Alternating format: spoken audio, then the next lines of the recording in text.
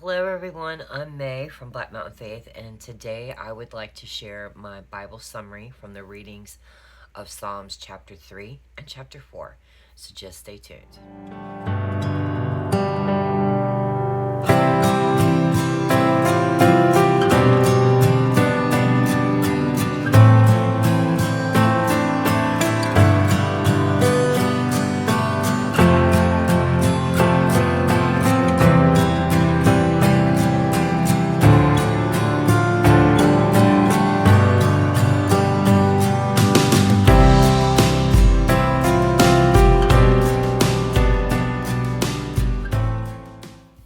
Okay, friends, so it's been a little while since I've done a Psalms Bible summary for what I've read, and I wanted to just go ahead and go over it. The last time we did it was on Psalms 1 and 2, and today I have done 3 and 4.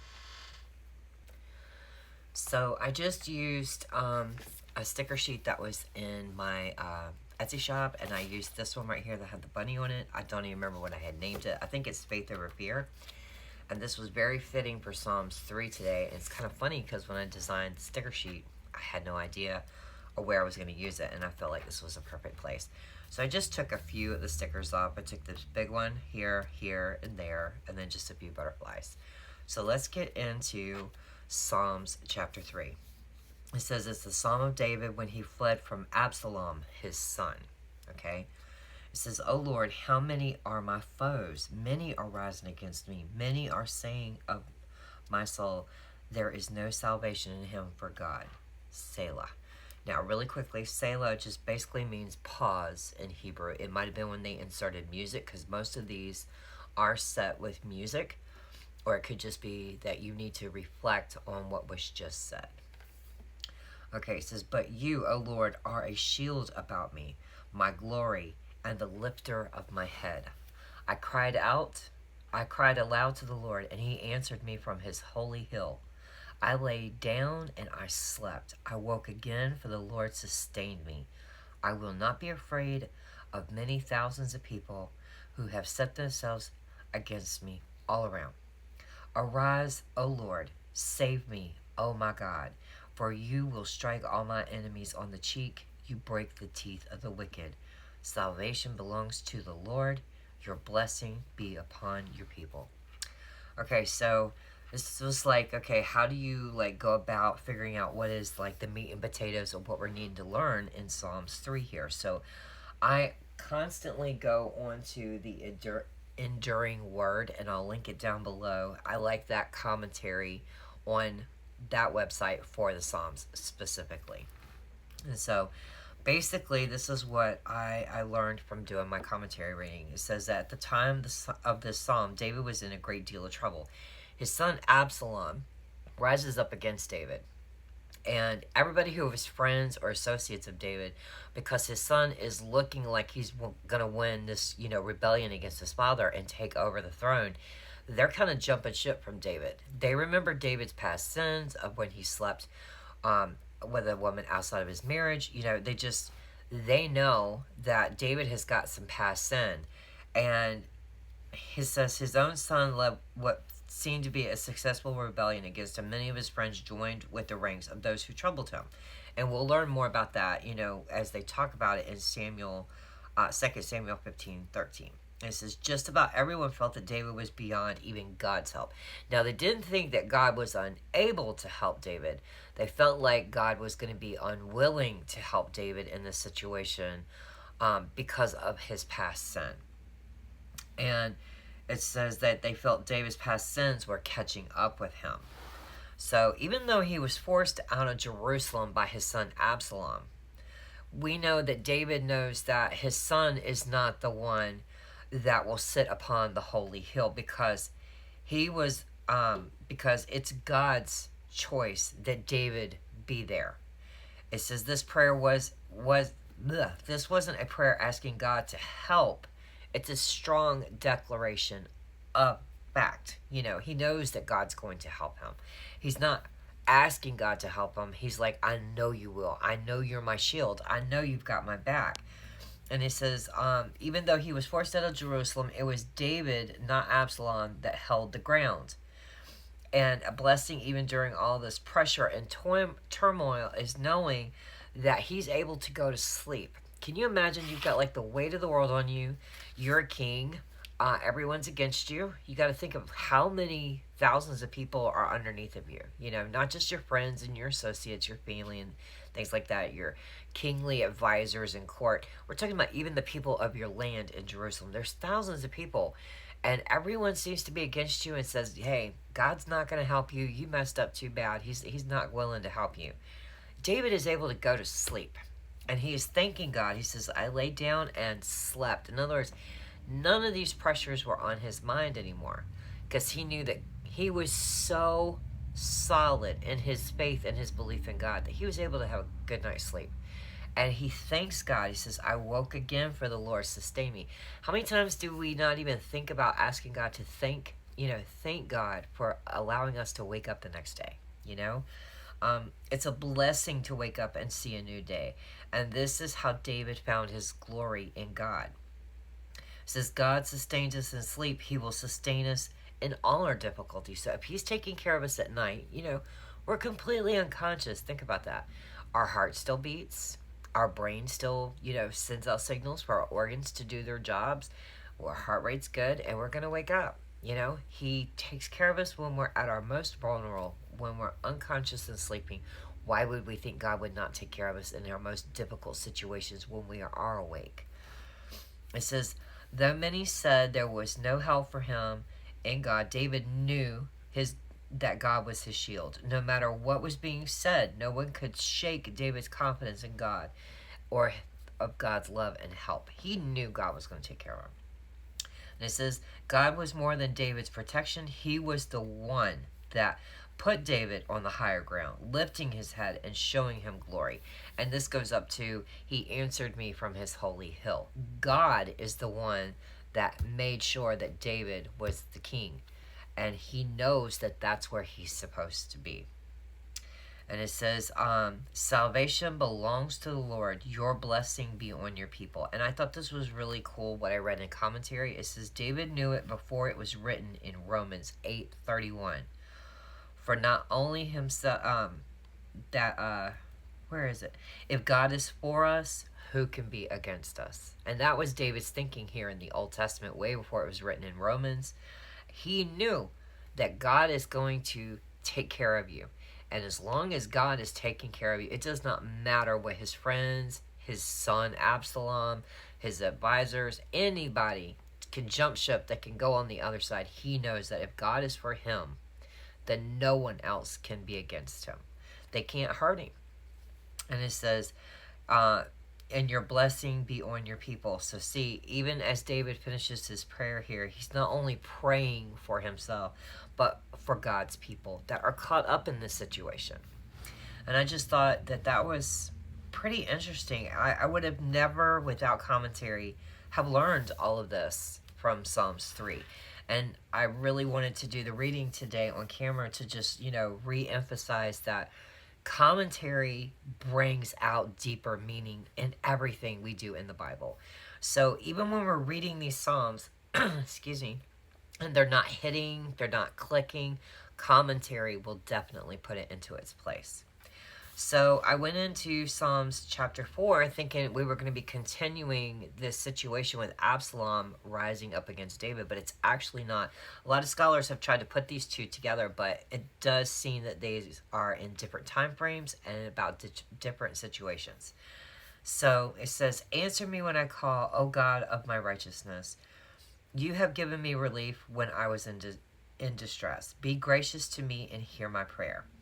O men, how long shall my honor be turned into shame? How long will you love vain words and seek after lies? But know that the Lord has set apart the godly for himself. I'm sorry, it was hyphenated. But know that the Lord has set apart the godly for himself. The Lord hears when I call him. Be angry and do not sin. Ponder in your own hearts on your beds and be silent. Offer right sacrifices and put your trust in the Lord. There are many who say, who will show us some good? Lift up the light of your face upon us, O Lord.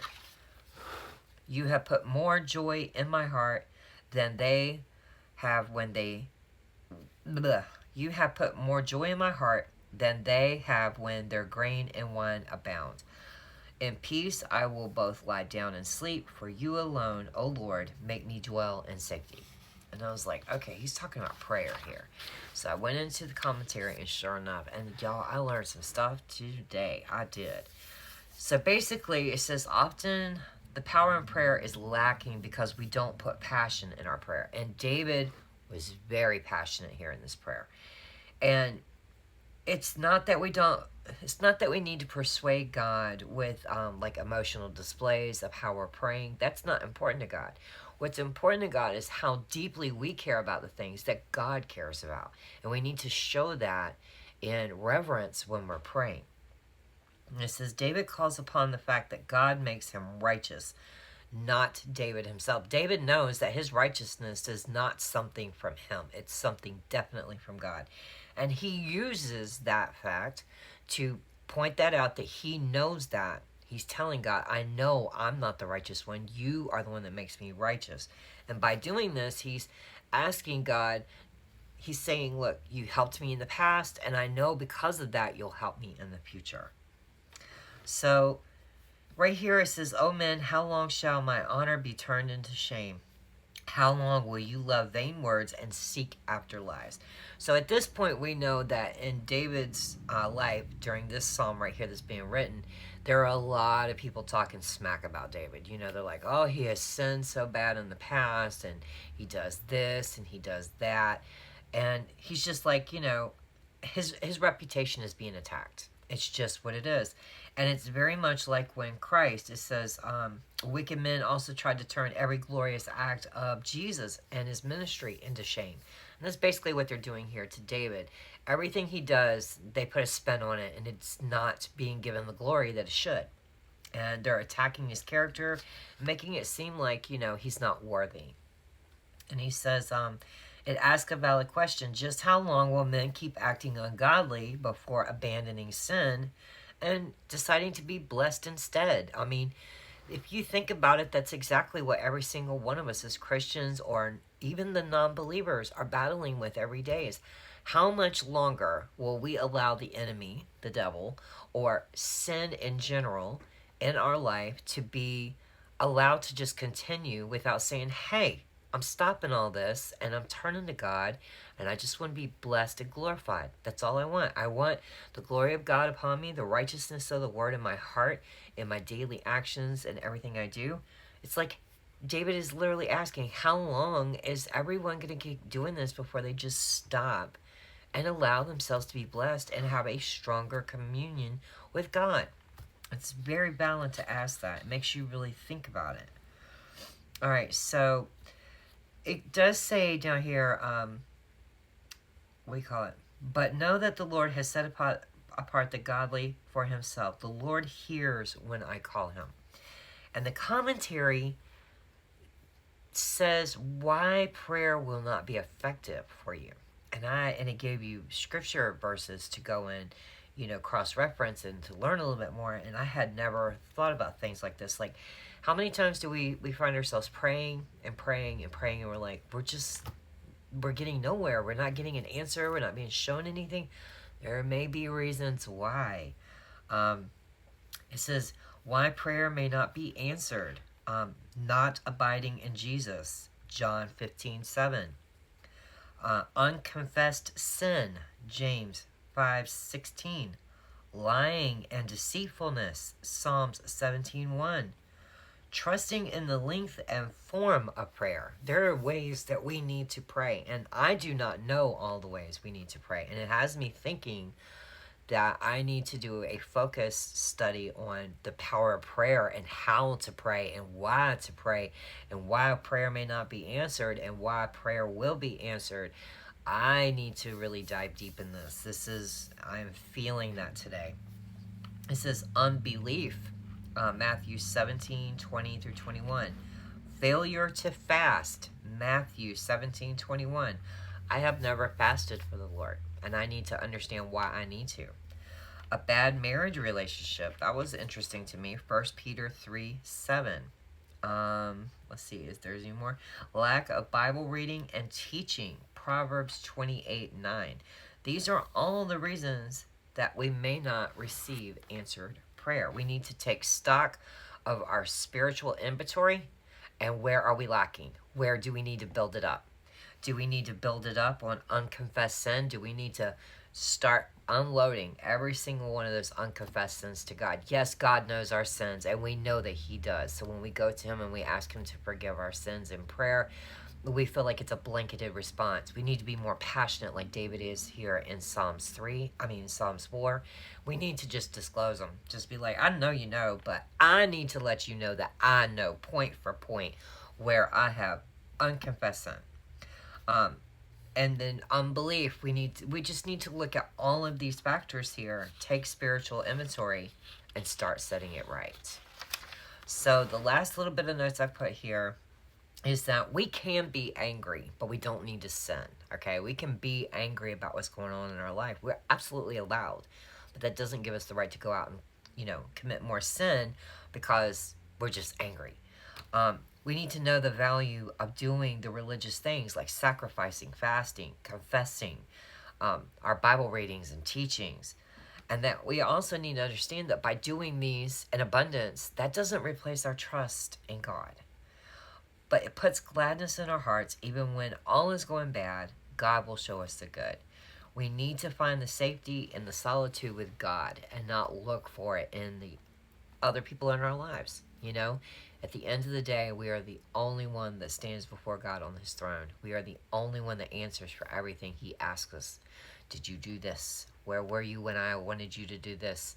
We have to answer for our own actions, and we need to find our solitude, our peace, our sovereign joy in the Lord by ourselves. So that was what I took from Psalms 3 and 4. Let me know if you guys had different thoughts, if you had different commentary readings, if you found a different message than what I did. I would be really, really interested. But I'm just really glad that I went through these 2 Psalms today. It was kind of an eye-opener about when we get to learn about David that, one of his own sons rises up against him and he commits sin. I don't know the whole story. Like I said, I have not read the Bible cover to cover. I am very excited to learn what all David has done and how all he has been blessed and all the trials he has to go through. In chapter 4 here. Oof, I am not one of those who is super strong in prayer, and I feel conviction on it, and I have been wanting to figure out how to make my time in prayer much more meaningful. And then just coming across a daily reading where it's about why prayer might not be answered, some of the important factors we need to put into our prayer. I just felt like it was speaking specifically to me today. So until I come back for another video, I hope y'all have a blessed day. Bye.